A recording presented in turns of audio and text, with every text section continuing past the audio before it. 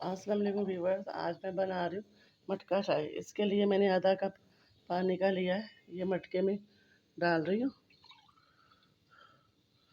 और इसके साथ ही मैं अब इसमें सौंफ डाल रही हूँ। अब 1 चम्मच और डाल रही हूँ। अब इसको अच्छी तरह पकने देंगे।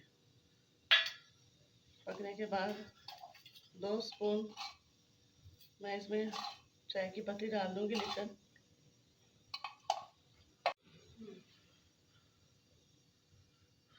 पकन दे। अब हम चाय की पत्ती डालेंगे। दूध अपने हिसाब से आप डालें जितना डालना होगा।